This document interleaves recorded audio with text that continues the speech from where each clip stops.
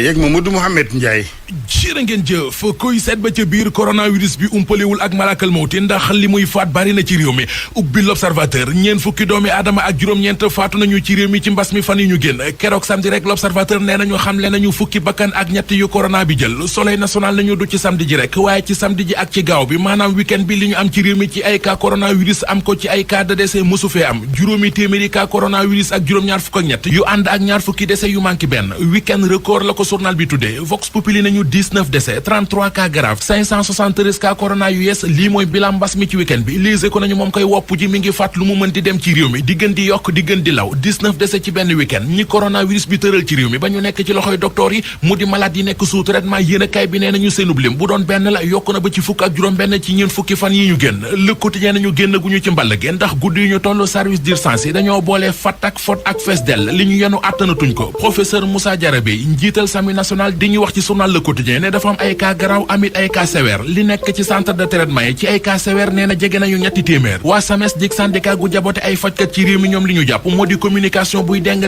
bokk na ci li yokku joote ji docteur El Hadji Mamadou Ndiaye njiital prévention xëy di waxtaan ak waa Source A ci mbas mi ak ci vaccin yi ñuy séntu docteur Ndiaye nee na bu weesoo programme élargi de vaccination amul benn banqaas ci réew mi bu amee sañ-sañ mbaa mën-mënu di ñàkkee nee na it bu dee dañoo bëgg a jëfandikoo ñàkk yi il faut que dañuy waajal ngir su ñàkk yi yegsee ci réew mi ñu mën leen a denc ba war ñu wàcc wopp ji te war ci lenn lu mu waral ci réew mi yëral xët mu njëkk Sud Quotidien yéenekaay bi bind na ne Macky Sall ma ngay ñaqal député yi ci assemblée nationale di leen accélérer ngir ñu wote nu mu gën a gaawe loi bi jëm ci état d'urgence beeg état de siège ak modification di jooyende yi ñu ci bëgg a indi loi boobee yéenekaay bi nee nañu tey ji ci suba ci la ci député yi réew mi di xëy réew mi Quotidien nañu nar nañu xëy ci seen musiba nag ndax ñoom député yooyee wote nañu loi bi rek moo di wàññi nañu seen dooleel président ndax bu boobaa daanaka pouvoir yépp ci loxoy président lay tegee journal réew mi Quotidien tegal ñu ci ne commissaire Boubacar Sadio nee na l'armée bi ñuy dugal ci couvre-feu bi du lu gën moom it samedi ba léegi ay mbokkam xamuñu fan la ko jant bi di tiim dafa réer xaalis bu bari moo réer ca chambre de commerce bu Ndakaaru lii Quotidien mi joxe xibaar bi wax ñu ne réer gi waxin la rek waaye dañu ko sàkkal pexe xaalis la bopp ñaari téeméeri millions ak juróom fukk ci audit bu ñu def ca chambre de commerce ca la mbir ya feeñe kuy làqatuy mandi booy jàng di feeñ